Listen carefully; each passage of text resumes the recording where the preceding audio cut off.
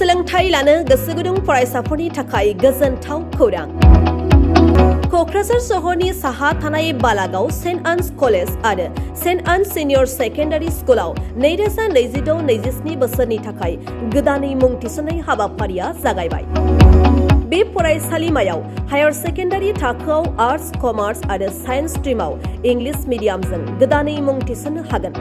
लोगोसे 4 इयार आन्डार ग्रेजुएटनि थाखायबो कमार्स आरो आर्ट्सआव गोदानै मुं थिसननो हागोन।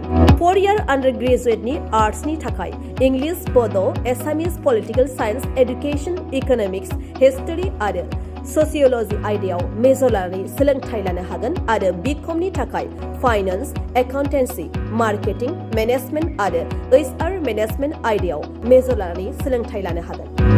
बेनि अनगायैबो साइन्स स्ट्रिमाव गुबुन गुबुन आयदानि थाखाय गोनांथि बायदियै केमेस्ट्रि, फिजिक्स आरो बाय'लजि लेबनि खाबुबो दं।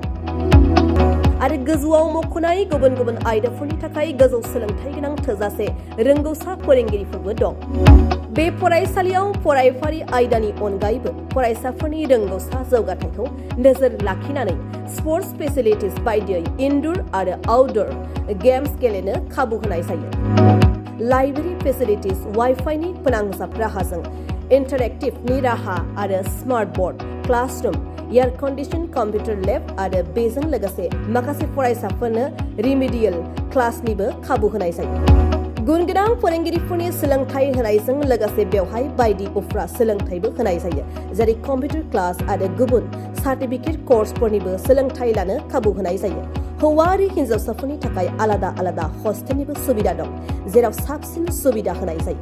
बेनिखायनो जायफोर फरायसाफोरा गुन गोनां सोलोंथाइ लानो गोसो दं, नोंथांमोना क'क्राझार बालागावआव थानाय सेन्ट आन्स कलेजाव मुं थिसननो हासिगोन।